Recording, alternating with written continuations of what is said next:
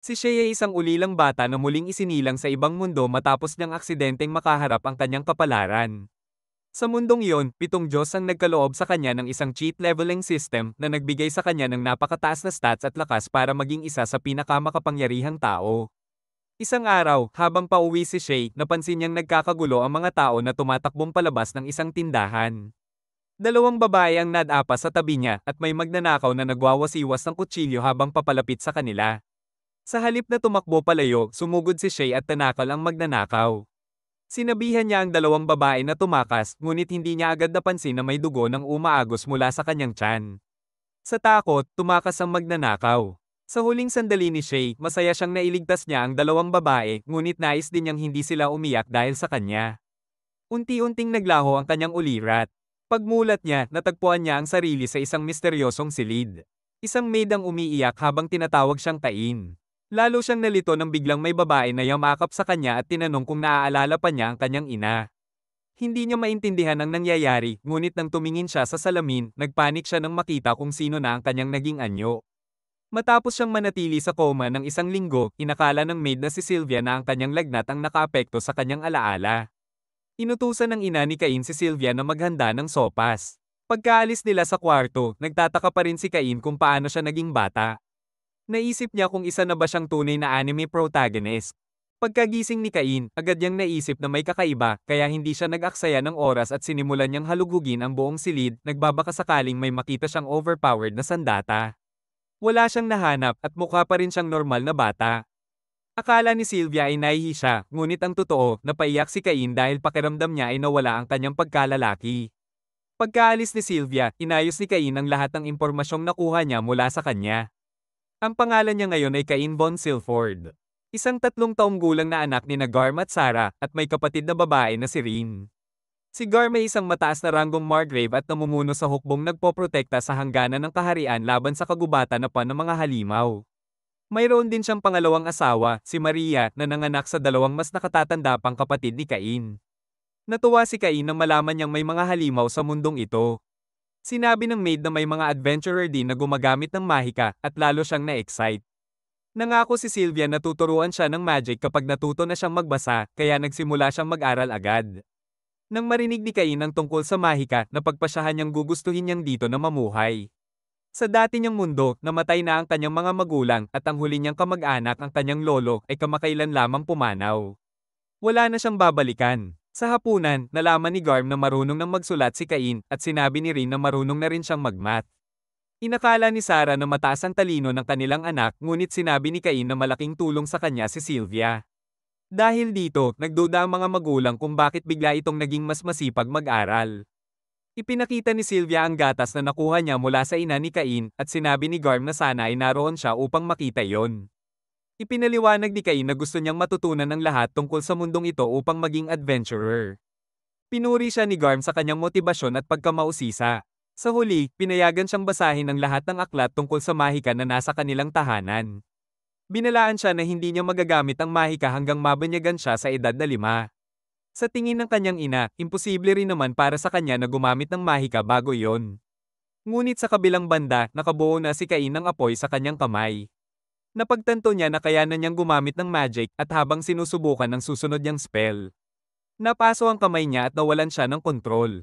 Iniisip ni Cain na ang mga kakayahang ito ang magluluwal sa kanya bilang pinakamalakas na edgelord. Sa isip niya, ang kulang na lamang para makumpleto ang kanyang inaasam ay isang Sisquan-type na ugnayan. At sa puntong iyon, dumating si Rin. Pumasok ng palihim si Rin sa kwarto at sinabi kay Cain na natuklasan niya ang kanyang mga sikreto. Nalaman niya na lihim itong nag-aaral tungkol sa mundo sa labas. Napanatag si Cain dahil iyon lang ang nadiskubre ng kapatid niya. Mula noon, tinuruan siya ni Rin tungkol sa labas ng kanilang tahanan at tungkol sa unang adventurer na nagtayo ng kaharian, si Yuya. Napansin ni Cain na tila mula ito sa ibang kwento, ngunit hindi niya ito pinagtuunan pa. Matapos malaman ng maraming bagay tungkol sa mundong ito, hindi na siya makapaghintay ng 2 taon pa bago sumapit ang araw ng kanyang baptism. Dumating na ang araw na hinihintay. Pumasok si Cain suot ang bago niyang kasuotan at namangha ang kanyang pamilya sa itsura niya. Sumakay sila sa mga karwaheng hinihila ng kabayo at naglakbay sa buong bayan. Nagulat si Cain nang makita ang mundong may hitsurang medieval sa unang pagkakataon. Naging curious siya tungkol sa mga basbas ng mga Diyos, kaya tinanong niya ang kanyang kapatid kung maaari niyang makita ang status window nito. Humanga siya sa mga stats ni Rin, ngunit napansin niyang mayroon itong Brune status. Kaagad siyang sinabihan ni Rin na kalimutan ang nakita niya at nagkunwari naman si Cain na wala siyang napansin. Ipinaliwanag ng kanilang ama na may iba't ibang antas ang mga proteksyong ibinibigay. Ang bawat magic protection ay nasa pagitan ng level 1 hanggang level 5. Ibinibigay ng mga Diyos ang mga proteksyong ito upang tukuyin ang kakayahan ng isang tao sa partikular na larangan. Pumunta sila sa simbahan para tanggapin ni Cain ang kanyang mga protection at sinimulan ng pari ang seremonya ng pagbibinyag. Sa harap nila, nagsimulang magliwanag ng napakatingkad ang mga haligi ng mga Diyos at na-teleport si Cain upang makaharap ang lahat ng 7 Diyos. Tinawag nila siya sa kanyang tunay na pangalan, Shay, at hindi maintindihan ni Cain kung ano ang nangyayari. Nagpakilala si Zenem, ang Diyos ng paglikha, ngunit ang unang pumasok sa isip ni Cain ay kung bakit kamukha nito si Santa Claus. Sinabi ni Zenem na naririnig niya ang lahat ng iniisip ni Cain, kaya ipinagpatuloy na lamang niya ang paliwanag tungkol sa muling pagkabuhay nito. Hindi inaasahan ang pagkamatay ni Cain noon dahil kung hindi man niya hinarang ang kriminal, madadapa pa rin ito at madaling mahuhuli ng mga tao. Sa madaling salita, namatay lang siya dahil pinilit niyang sagipin ang 2 babae kahit hindi naman kinakailangan. Humingi ng paumanhin ang Diyosa dahil naging masyado siyang direkta, ngunit dahil namatay si Cain habang gumagawa ng mabuting bagay, binigyan nila siya ng pagkakataong ipagpatuloy ang buhay sa bagong mundo. Kahit na para sa kanila ay medyo hanggal ang naging desisyon niya. Hindi ito ikinagalit ni Cain. Masaya pa nga siya dahil na-reincarnate siya sa isang mapagmahal na pamilya at nagkaroon ng pagkakataong gumamit ng mahika, isa sa mga pangarap niya. Ipinagkaloob sa kanya ni Reno, ang Diyos ng Mahika, ang magic protection bilang gantimpala sa kanyang pagsisikap.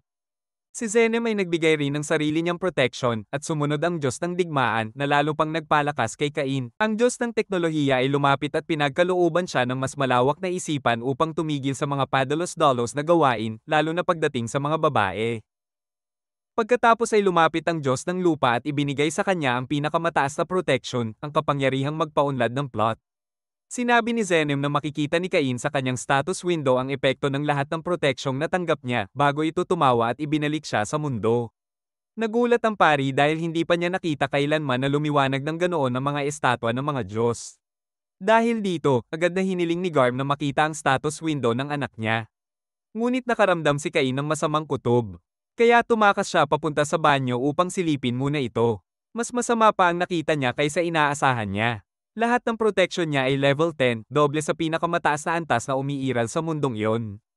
Alam ni Cain na kailangan niya itong itago. Nakita niya ang isang kakayahan na tinatawag na status conceal, kaya ginamit niya iyon upang itago ang kanyang tunay na lakas. Kinagabihan sa hapunan, binati siya ng pamilya para sa kanyang kaarawan.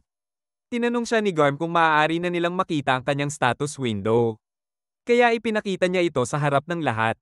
Nagulat ang buong pamilya nang makita nilang tinanggap niya ang protection mula sa lahat ng 7 Diyos at higit sa 340,000 ang kanyang magic stat.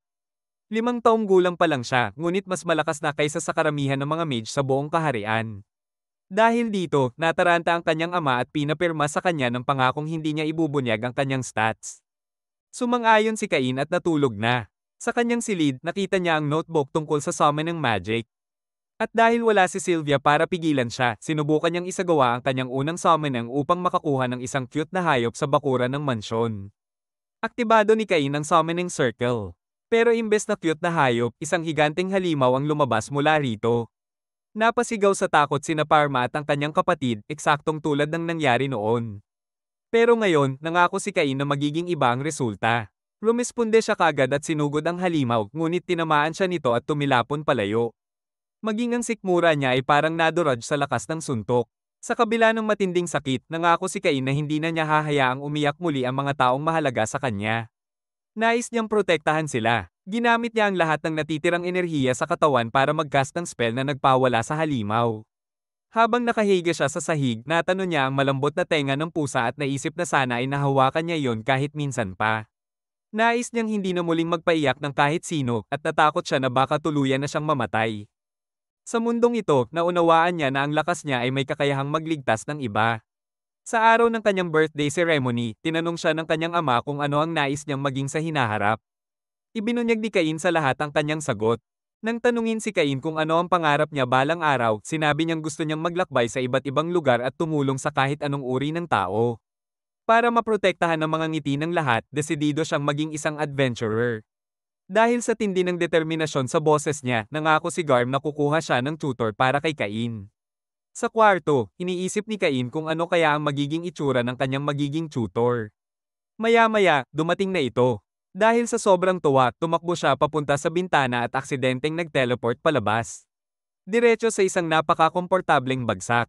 Pagkatapos mag-sorry sa dalaga, ipinakilala ng butler ang dalawang tutor ni Cain, sina Millie at Nina. Sa loob ng mansyon, hirap si Millie dahil masyado siyang nagpi-fantasize kung bakit binigyan si Garm ng titulong biggest wood sa bansa, pero si Cain ay abala sa pagtingin kay Nina dahil isa pala itong elf. Sinabi ni Dar na hindi na kailangan maging formal, kaya hiniling ni Cain na kausapin siya ng dalawa na parang kaibigan lang. Excited si Millie na turuan siya. Kaya nagsimula agad sila. Sa training area ng mansyon, ipinakita ni Cain ang galing niya sa swordsmanship at talagang nagulat si Millie. Para masuri ng maayos ang kakayahan niya, hinamon niya si Cain sa isang mock duel. Agad na sumugod si Cain para umatake at halos hindi makapagpigil si Millie. Nagtataka si Nina kung mayroon siyang basbas ng War God at sinabi ni Cain na dapat sanang sikreto iyon. Pagod na pagod si Millie at nakiusap kay Nina na turuan na muna si Cain ng magic bago pa siya tuluyang tamaan ng espada.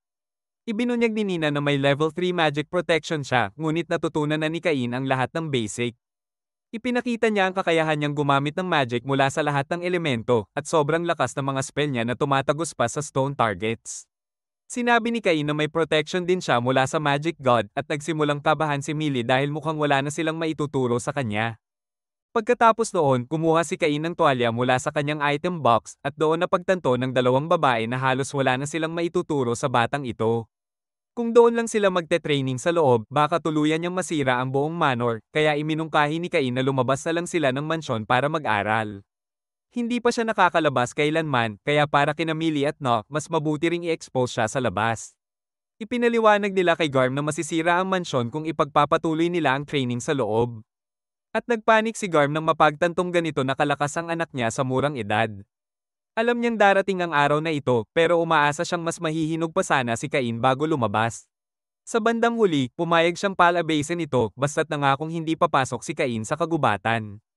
Pinangako iyon ng bata, at sa unang pagkakataon, lumabas siya ng mansyon kasama ang kanyang mga tutor.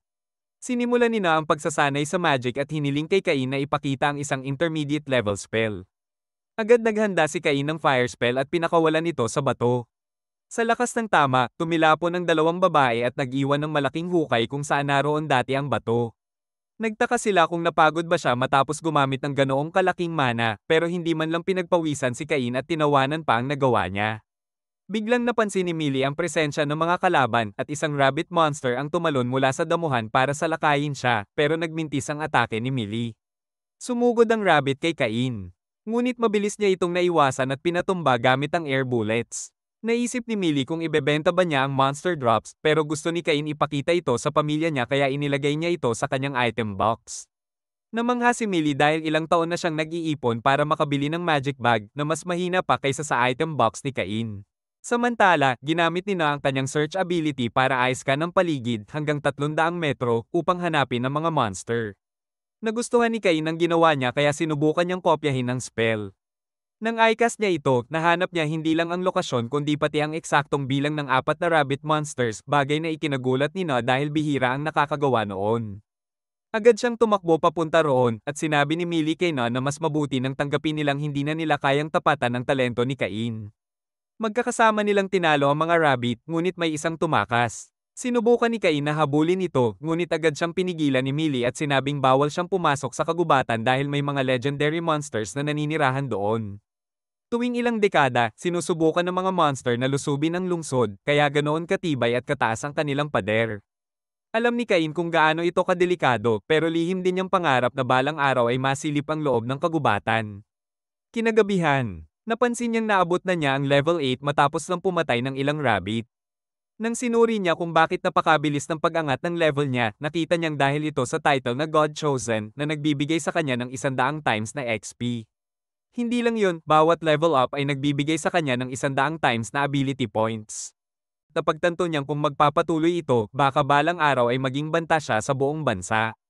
Makalipas ang ilang buwan, dinala siya ni Millie sa Adventurers Guild para makalaban siya ng mas malalakas na monster. Sa loob ng Ruby Guild, tinanong sila ni Rudy kung ano ang sadya nila at sinabi ni Millie na gusto nilang kumuha ng ilang quests. Sakto sana ang pagkakataon para kay Cain, pero biglang may lalaking lumapit at nilate sina Millie at Nina dahil daw lasenggera at yaya lang ng bata, lalo na't di-rank lang si Millie.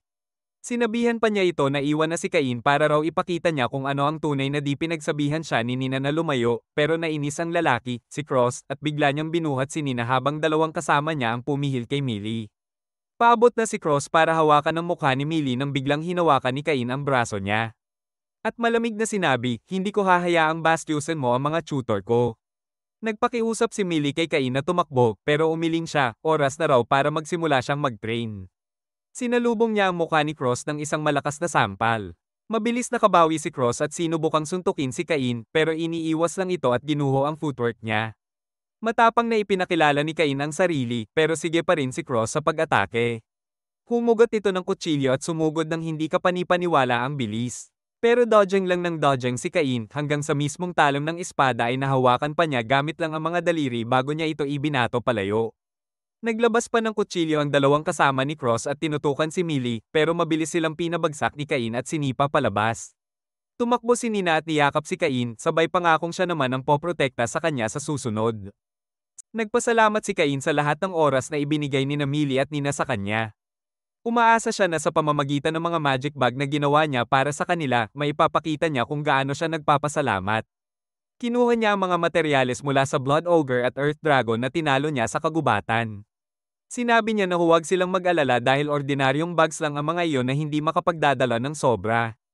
Ang hindi lang niya nabanggit agad ay kaya nitong maglaman ng isang buong mansyon. Nabigla si Millie. Ang pinakamahal na magic bag na alam niya ay kaya lamang magdala ng 2 karwahe ng gamit. Ang ginawa ni Cain ay ituturing na National Treasure class. Nag-aalala siya na baka pag-interessen sila at tangkain silang nakawan. Ipinaliwanag ni Cain na in-enchant niya ang mga bag. Kapag ibang tao ang humawak, magiging kasing bigat ng lahat ng laman ng mga ito, kaya imposibleng maiuwi ng sinuman. Doon sila tuluyang nakalma. Nagpasalamat sina Millie at Nina sa ginawa niya at lumuhad sa harapan niya bilang gatanda ng taos-pusong pasasalamat. Sinabi nila na kapag lumaki si Cain at nangailangan ng tulong, palagi siyang maaaring lumapit sa kanila para sa anumang kailangan niya. Sa sandaling iyon, natapos ang kontrata nila at naramdaman ni Cain na mas lalo pa siyang lumago.